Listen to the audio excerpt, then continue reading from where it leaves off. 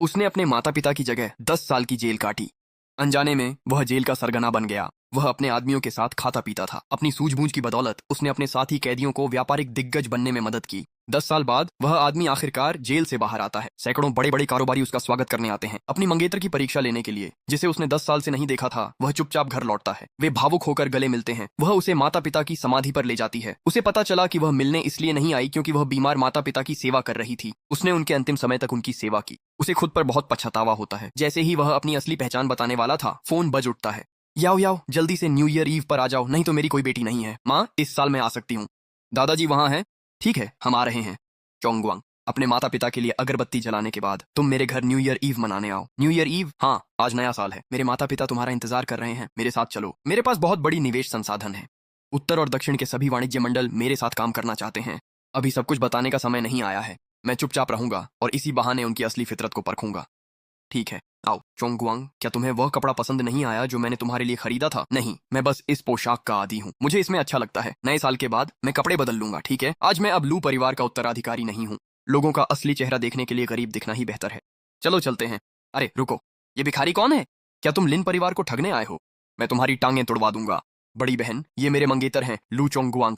अरे, क्या ये वही लू उत्तराधिकारी नहीं है जो सिर्फ लग्जरी कस्टम कपड़े पहनता था? तो अब तुम्हारे पास ढंग के कपड़े खरीदने के भी पैसे नहीं बचे? पहले लू परिवार तुम्हारे कपड़ों पर हमेशा 1 मिलियन से ज्यादा खर्च करता था, है ना? अब जब उनका दिवाला निकल गया है तो शायद इसके पास 50 युआन भी नहीं होंगे। मेरे ख्याल से ये लोग अपनी पुरानी जान पहचान का फायदा उठाकर लिन परिवार के पास रेंगते हुए आ रहे हैं। देखो, जब पैसे नहीं होते तो इंसान कुत्ते से भी कम हो जाता है। हर कोई तुम्हें रौंद सकता है। लिन परिवार के 3 बच्चे हैं। मेरे चाचा तो हमेशा से मम्मी की फैक्ट्री पर नजर गड़ाए हुए हैं। मेरी बड़ी बहन उनकी तरफ है तो जाहिर है वो हमसे नफरत करती है। छोड़ो, जाने दो। चलो मेरे माता पिता से मिलते हैं। अरे, निमंत्रण निमंत्रण, याओ याओ, तुम्हें सच में नियमों का पता नहीं है? आज रात लिन परिवार की न्यू ईयर ईव है। क्या तुम सच में किसी को भी घर ले आती हो? चोंगुआंग के पास निमंत्रण नहीं है, लेकिन वो मेरा मंगेतर है और पहले भी आ चुका है। अरे, लू चोंगुआंग, तो उसे तो और भी नहीं? क्यों?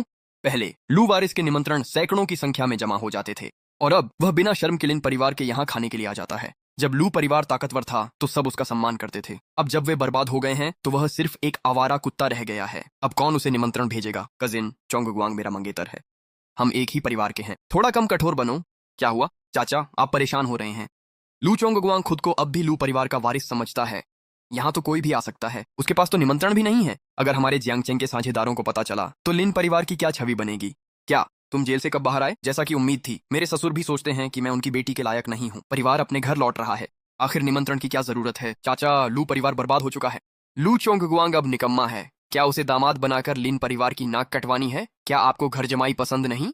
मैं भी तो शादी के जरिए इस परिवार में आया हूँ। एक दामाद आधे बेटे के समान होता है। कब से परिवार को किसी निमंत्रण की जरूरत पड़ने लगी? अगर वह कचरा भी होता तो भी सिर्फ आप लोग ही उसे खजाना समझते। मुझे लगा था कि अंकल है मुझे तुच्छ समझते हैं। मैंने उनका गलत आकलन किया था। चोंगुआंग, तुम आखिरकार लौट आए। सुनो, मुझे इस बात से कोई फर्क नहीं पड़ता कि तुम लू परिवार के उत्तराधिकारी हो या तुम्हारे पास पैसा है। जब तक तुम याओ याओ से सच्चा प्यार करते हो, तुम मेरे बेटे हो। पापा, जब आप लौट आए हैं तो पूर्वजों के लिए अगरबत्ती जलाइए ताकि वे मेरे दामाद को अच्छे से देख सकें। डायरेक्टर है, फैक्ट्री से आपका बुलावा आया है। ठीक है, मैं जैसे ही फ्री होता हूँ आपके पास आ जाऊंगा। चलो चलते हैं। रुकिए, याओ याओ, ये लू चोंगुआंग है। चाचा, मैं इसे लेकर पूर्वजों को नमन करने जा रही हूँ। क्या वो अब भी लू परिवार का वारिस है? उसे मंदिर से बाहर निकालो। चाचा, पहले तो आप चोंगगुआंग को बहुत पसंद करते थे। पहले लू परिवार बहुत शक्तिशाली था। पूरे जियांगचेंग में उसे सम्मानित अतिथि की तरह माना जाता था। लेकिन अब वे बर्बाद हो चुके हैं। अब उसे यहाँ आने का कोई अधिकार नहीं है। याओ याओ, तुम यहाँ हो। तुम्हें किसने उसे अगरबत्ती जलाने के लिए लाने की इजाजत दी? क्या तुम्हें नियम नहीं पता? अब जब मेरी हैसियत बदल गई है तो क्या तुम भी मुझे दूसरों की तरह भगा दोगी? माँ, क्या तुम्हें नियम नहीं पता? इतनी छोटी अगरबत्तियों से तुम किसका सम्मान कर रही हो? आज तुम्हें और चोंगगुआंग को बड़ी अगरबत्तियां जलानी चाहिए। इन्हें पकड़ लो, आगे बढ़ो। माँ की बात सुनते हैं। धन्यवाद मैडम।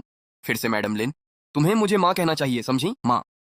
मैं इस माँ शब्द का 7 साल से इंतजार कर रही थी, जानती हो।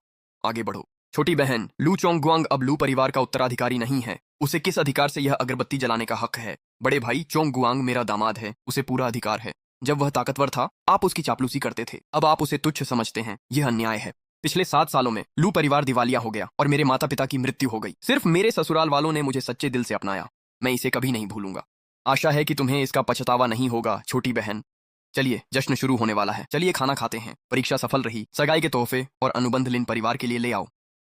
दादाजी, अभी भी एक दामाद पोता है जिसने आपको कुछ नहीं दिया। वो तो प्रसिद्ध लू वारिस है। पहले उसके तोहफों की कीमत हमेशा कम से कम 1 लाख युआन होती थी। देखते हैं आज वह क्या दे सकता है। लू परिवार तो बहुत पहले से बर्बाद हो चुका है। कौन सा लू वारिस? तो वे इसी पल का इंतजार कर रहे थे मुझे अपमानित करने के लिए। अनुबंध और तोहफे अभी रास्ते में हैं। इस समय मेरे पास कुछ भी नहीं है। चोंगुआंग ने सच में एक तोहफा तैयार किया है। उसने खुद चुना है। चोंगुआंग और मैं दादाजी को खुशहाली और लंबी उम्र की शुभकामनाएं देते हैं। ओह, 3 साल पुराना शाही लॉन्गजिंग चाय, इसकी कीमत मुश्किल से 20 या 30 हजार है। जब लू परिवार शिखर पर था तब तुम हमेशा सोने के बुद्ध और जेड दिया करते थे। अब जब वे बर्बाद हो गए हैं तो तुम ये घटिया चीज दे रहे हो। तुम्हें शर्म नहीं आती? पापा, बच्चों ने ये अपनी खुद की कमाई से खरीदा है। मूल्य नहीं, भावना मायने रखती है। चोंगुआंग, अच्छा लगा कि तुमने सोचा। मैंने इसे चुनने में बहुत समय लगाया। पापा, लू चोंगुआंग अब लू परिवार का उत्तराधिकारी नहीं है। वह अब सिर्फ ऐसी मामूली चीजें ही दे सकता है।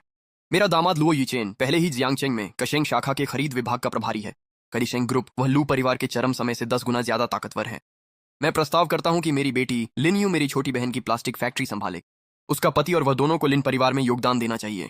नहीं, मैंने पहले ही तय कर लिया है कि पूर्वी फैक्ट्री चोंगुआंग को सौंपूंगा।